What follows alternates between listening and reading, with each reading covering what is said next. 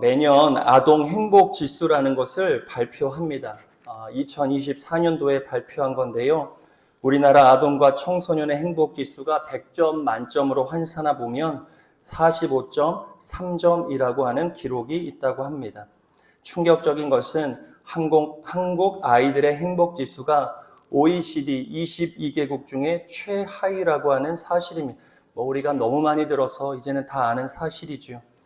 우리의 아이들은 학원과 공부에 치여 살아가고 가족과 함께하는 시간은 행복도가 높은 여타 다른 나라의 아이들에 비해 하루 평균 53분이나 부족한 것으로 나타났다고 합니다. 또한 우리나라 학생의 절반 이상이 가족과의 대화 시간이 하루에 1시간도 채 되지 않는다고 합니다. 그마저도 공부해라, 밥 먹어라, 뭐 해라 하는 기능적인 대화를 제외하면 진정한 마음을 교류하고 마음을 나누는 시간은 단 몇 분도 되지 않는다고 하지요. 여러분, 하우스와 홈의 차이를 많이 들어보셔서 아실 겁니다. 하우스, 그것은 돈으로 살 수 있는 건물과 부동산을 의미하는 단어입니다. 그러나 홈, 가정이라고 하는 것은 돈으로 살 수 없는 사랑과 평안, 그리고 영적인 질서가 흐르는 곳이 홈, 가정이지요. 오늘날의 부모들은 행복한 가정을 만들기 위해 좋은 하우스를 마련하기 위해 동분서주합니다. 좋은 학군이 있는 지역에 괜찮은 집을 마련하면 가정도 자녀도 행복해지지 않을까 많은 분들이 생각하며 그 믿음으로 자신의 삶을 세워가지요. 저는 그 생각이 잘못되었다고 평가하고 싶지는 않습니다. 하지만 오늘 우리가 그 가운데 하우스를 마련하기 위해 동분서주하며 정신을 집중하며 살아가는 가운데 우리가 놓치는 것이 무엇인지를 생각해 볼 수 있어야 한다는 것이지요. 우리가 가정을 세우기 위해 돈을 열심히 벌고 있지만 혹시 가정 안에 반드시 세워져야 하는 사랑, 평안, 소소한 행복, 영적인 질서, 말씀과 기도가 외면되어져 가고 있는 것은 아닌지 우리가 설 명절 오늘 우리의 가정과 삶을 점검해 볼 필요가 있다는 것입니다. 오늘 본문에서 여호수아는 자신의 인생 말년에 이스라엘 백성들, 자신의 영적인 가족과도 같은 이스라엘 백성들을 불러 모아서 유언과도 같은 말씀을 남깁니다. 그 핵심은 무엇이냐?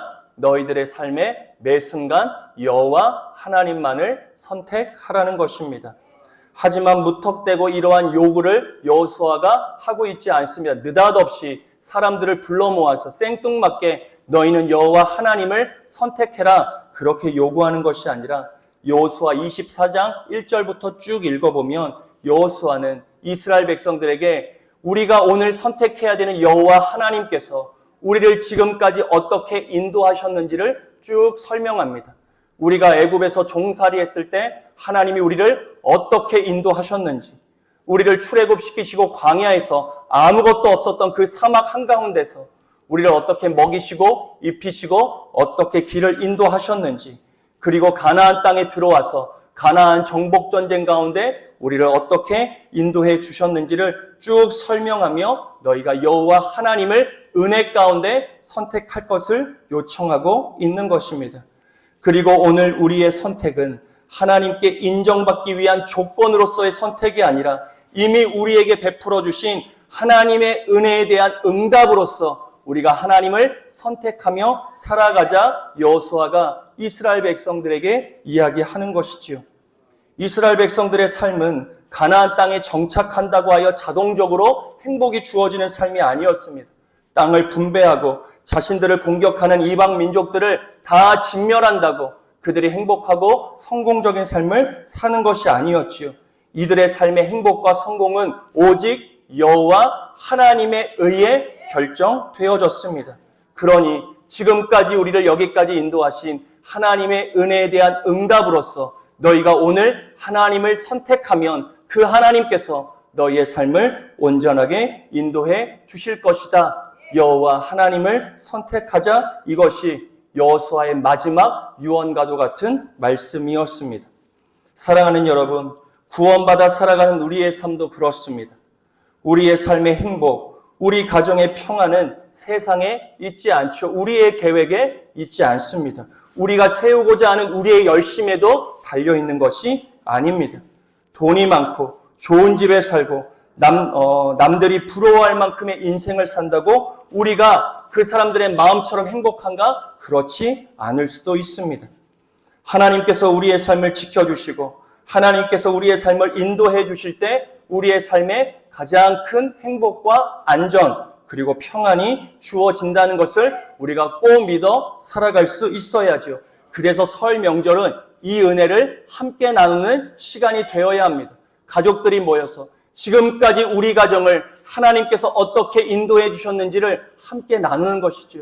지난 한 해, 지난 한 달 하나님이 우리를 어떻게 인도해 주셨는지를 쭉 나누는 겁니다. 그리고 그 은혜의 응답으로서 오늘 우리 여전히 하나님을 택하여 살아가자. 우리의 남은 한 해도 하나님을 택하여 살아가자. 남은 평생 세상 가운데 우리의 눈과 마음 빼앗기는 것이 아니라 우리를 지금까지 인도하신 하나님을 택하여 살아가자. 이것이 저와 여러분의 명절의 시간이 되시기를 좋으신 예수님의 이름으로 간절히 축원드립니다. 그렇다면 오늘 우리가 우리의 가정을 하나님만 섬기며 살아가게 만들기 위해 어떻게 해야 하는가? 그것을 오늘 말씀 몇 구절만 살펴보면서 나눠보도록 하겠습니다. 먼저는 온전함과 진실함으로 하나님을 섬길 수 있어야 한다고 여호수아는 이야기합니다. 오늘 본문 14절의 말씀을 우리 화면을 보며 같이 읽겠습니다. 그러므로 이제는 여호와를 경외하며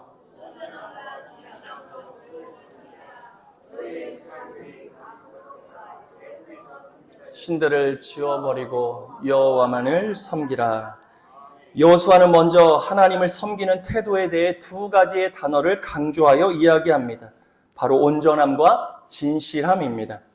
여기서 온전함은 히브리어로 타밈이라는 단어를 쓰는데 제사에 바쳐질 제물로서 흠이 하나도 없는 상태를 의미합니다.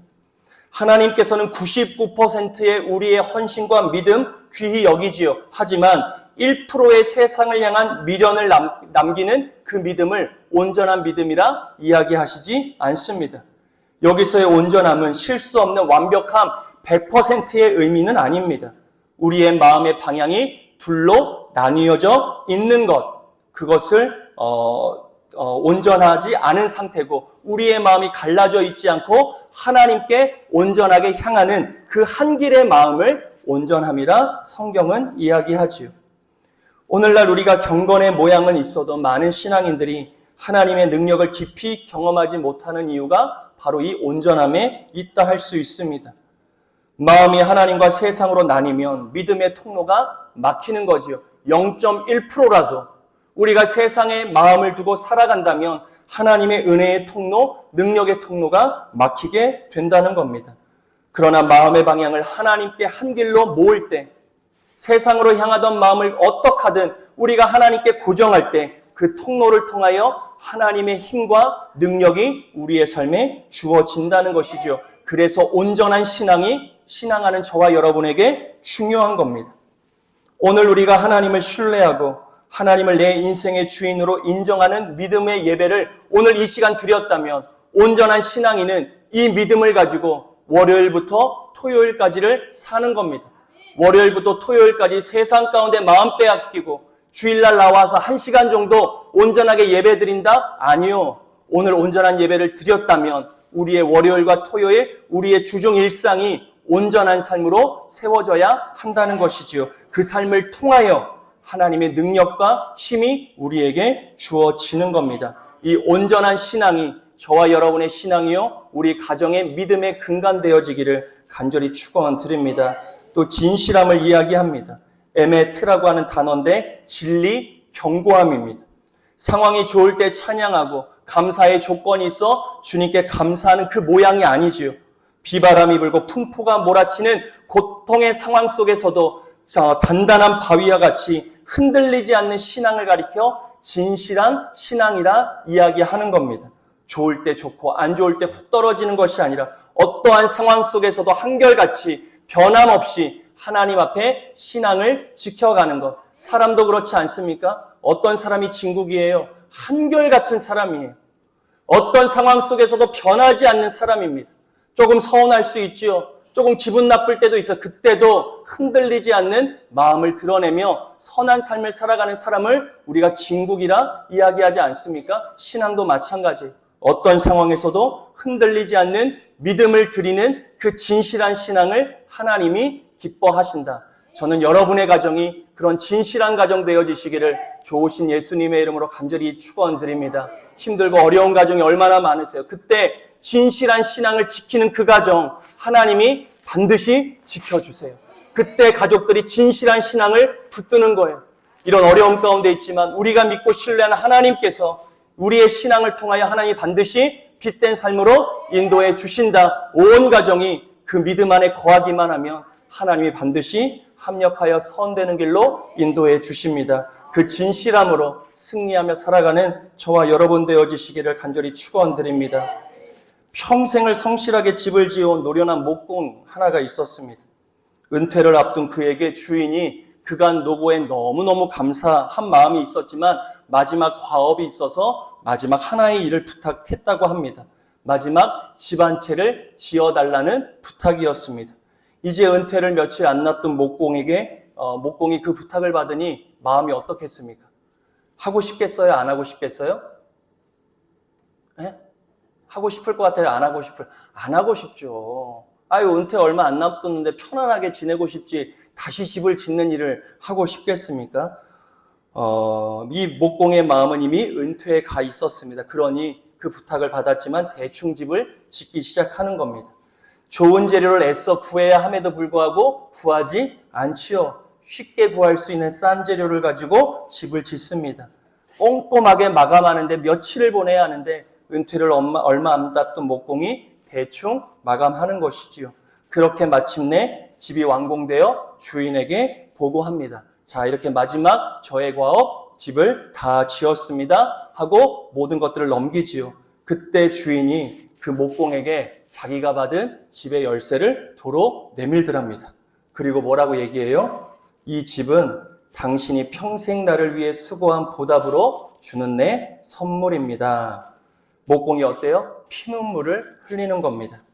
내가 살 집인 줄 알았더라면, 내가 내가 짓는 이 집이 주인이 내게 준 집인 줄 알았더라면 내가 이렇게 짓지 않았을 텐데. 우리가 진실함으로 신앙한다는 것이 무엇인가? 하나님 앞에 온전함으로 우리가 살아간다는 것이 무엇인가? 끝까지 하나님의 때를 기다리며 우리의 믿음을 지켜 내게 가장 좋은 것을 안겨주시는 하나님의 은혜를 저와 여러분이 꼭 경험하게 되시기를 간절히 축복드립니다. 다음으로 우리의 영적인 삶을 세워가기 위해 우리가 다음으로 해야 할 것은 우리를 더럽히는 우상을 과감하게 치워낼 수 있어야 한다는 겁니다. 오늘 본문 14절 하반절의 말씀 우리 화면을 보면서 같이 읽어보겠습니다. 너희의 조상들이 여호와만 섬기라. 이스라엘 백성들은 약속의 땅 가나안에 들어오기는 했지만 여전히 과거의 관성에 따라 살아가고 있었습니다. 본문의 강 저쪽의 신들이라고 하는 표현이 알려주듯 조상 대대로 내려오던 전통적인 우상을 섬기는 습관, 관습에 따라 신앙하고 있었지요. 애굽의 신들이라는 표현도 그렇습니다. 과거 노예 시절에 의존했던 세상의 풍요와 쾌락이 그들의 삶을 여전히 지배해가고 있었더라는 겁니다. 하나님의 은혜 가운데 가나안 땅에 축복이 주어지긴 했지만 그들의 삶의 변화가 있었던 것은 아니었습니다. 이러한 것들을 치우고 버려야만 여호와 하나님을 너희들이 택하여 섬기며 살아갈 수 있다. 여호수아가 이야기하는 것이지요. 사랑하는 여러분, 우리의 삶과 가정의 영적 재단을 새롭게 재건하기 위해 우리가 가장 먼저 해야 되는 것, 무언가를 쌓고 더하는 것이 아니라 무언가를 버리는 것이 먼저 행해질 수 있어야 합니다. 신앙은 우리가 새롭게 무언가를 더하고 창조하는 것이 아니지요. 좋은 신앙인은 하나님을 더 사랑하기 때문에 하나님과 나 사이를 가로막는 것을 기꺼이 내려놓고 포기하는 사람이라 할 수 있어요. 무언가를 계속 취하는 것이 신앙이 아니라 신앙은 끊임없이 버리는 거예요. 내 마음의 욕심을 빼내는 겁니다. 내 마음의 혈기를 빼내는 것이 신앙하는 가장 중요한 과제라는 것을 잊지 않아야 합니다. 신앙은 무언가를 얻기 위한 기술이 아니지요.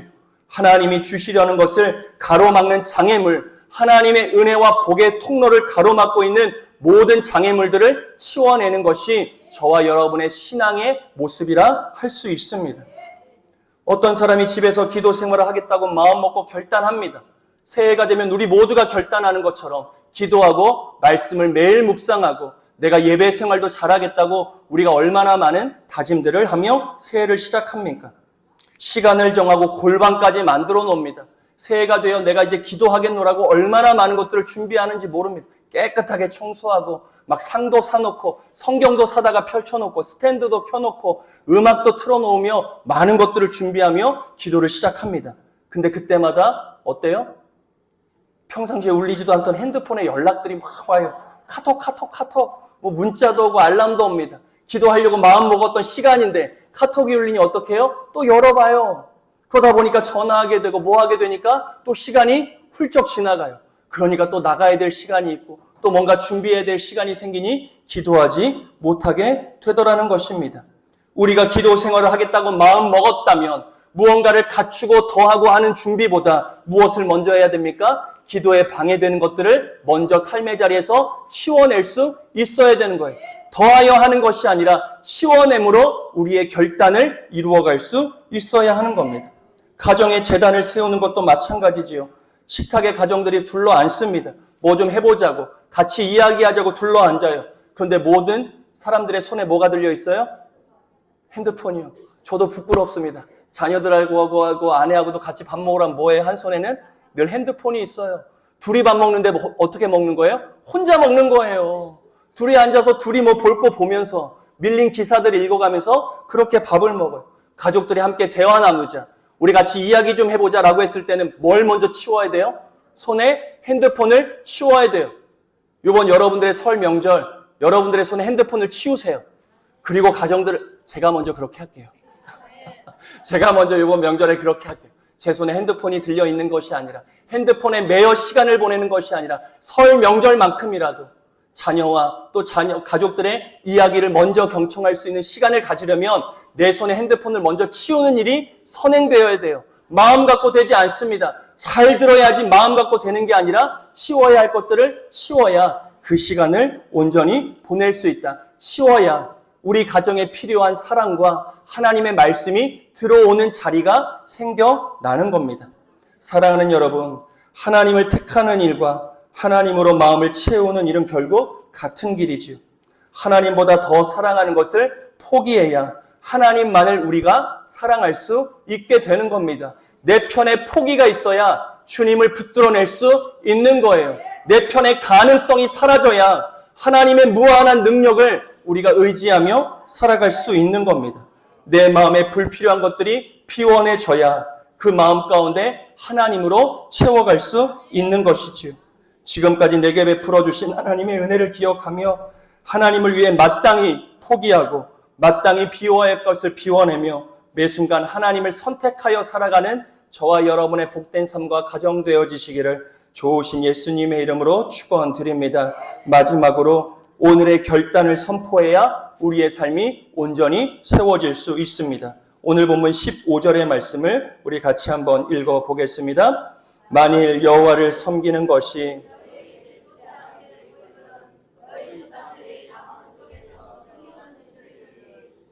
너희가 가꾸지 않는 땅에 있는 아모리 족속의 신들이든지 너희가 섬길 자를 오직 나와 내 집은 여호와를 섬기겠노라. 아멘. 여호수아는 이스라엘 백성들에게 지금 이 시간 오늘 당장 결단을 촉구하고 있습니다. 생각해보고 내일 말해봐라. 너희가 한번 계산해보고 더 좋으면 내일 나에게 이야기해달라 이야기하지 않습니다. 신앙은 뒤로 미루는 것이 될 수 없습니다. 자녀들을 다 키워놓고 신앙생활한다? 가당치 않은 이야기지요. 내 일과 사업이 좀 안정되면 예배를 회복하여 살아가겠다? 이 또한 맞는 말인 것 같아도 맞는 말이 아닐 수 있습니다. 이것은 사단이 주는 유혹일 수 있는 것이지요. 내일은 우리의 시간이 아니기 때문에 그렇습니다. 미루는 것만큼 미련한 일이 없지요. 내일은 우리에게 보장된 시간이 아니에요. 어느 누가 그것을 자신하며 살아갈 수 있겠습니까? 내일요? 1년 뒤요? 2년 뒤요? 어느 누구가 그 시간을 장담하며 살아갈 수 있겠습니까? 그래서 신앙은 내일로 미룰 수 있는 일이 아니지요. 그러니 여호수아가 오직 지금만이 여호와를 선택할 수 있는 유일한 시간임을 깨달았기 때문에 오늘 나와 내 집은 여호와를 섬기겠노라. 너희도 오늘 하나님을 섬기기를 결단하라 요청하고 있는 겁니다. 여호수아의 위대함은 그가 지도자로서 군림하고 무언가 강압적으로 명령하지 않았다는 것입니다. 한 가정의 제사장 이스라엘을 영적으로 이끌어갔던 그 여호수아는 자신이 먼저 본을 보였습니다. 백성들이 어떻게 하든 세상이 어디로 흘러가든 심지어 내 가장 가까운 사람들이 우상을 섬길지라도 오늘 나와 내 집만큼은 여호와를 섬기겠노라 당당하게 고백했던 사람이 여호수아였음을 우리가 볼 수 있는 겁니다. 사랑하는 여러분, 여러분의 삶과 가정에 오늘 이러한 선포가 있게 되기를 좋으신 예수님의 이름으로 간절히 축원드립니다. 매일의 선포가 있어야 돼요. 매일 하루를 열어갈 때 우리 가정은, 우리의 삶은 오늘 하나님을 선택하겠노라. 우리 믿음의 가정들이 그렇게 선포하며 하루의 삶을 시작할 수 있어야 합니다. 한 가정의 아버지가 이 믿음의 선포로 영적인 중심을 잡는다면, 한 가정의 어머니가 이 믿음의 선포로 기도의 줄을 끝까지 붙잡아 줄 수만 있다면 그 가정 어떠한 모진 풍파 속에서도 하나님이 평안히 지키시는 복된 가정이 될 수 있는 겁니다. 아무리 세상이 요란해도 난공불락의 요새가 될 수 있는 것이고 하나님이 지키시는 하나님의 도성이 될 수 있는 것이지요. 목회 현장에서 자주 목격하는 장면입니다. 특별한 가정이 아니면 능력 있는 가정이 아니에요. 평범한 가정입니다.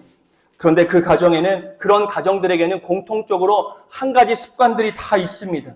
매일은 아니더라도 일주일 몇 번은 온 가족들이 식탁에 둘러앉아 잠깐이라도 하나님 앞에 진실되게 기도하며 말씀을 나누는 습관이 그 가정에게 있더라는 가정. 하나님이 세우시는 가정은 그냥 세워지지 않습니다.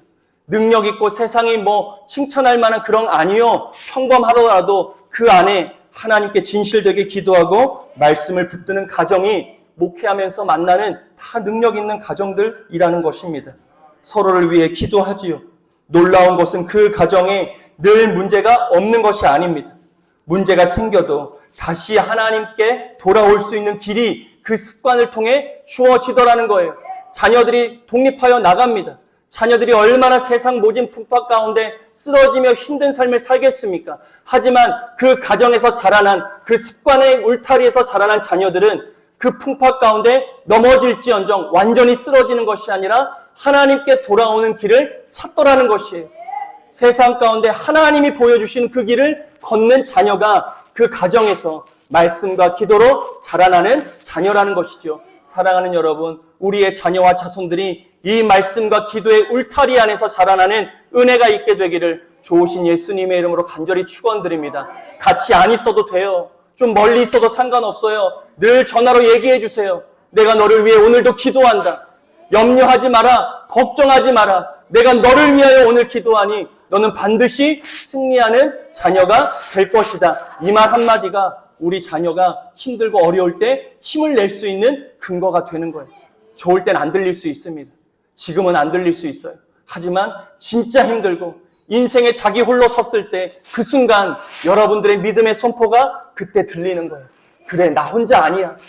그래, 세상 가운데 나 혼자 아등바등 사는 게 아니야. 나를 지키시는 하나님이 나와 함께 계셔.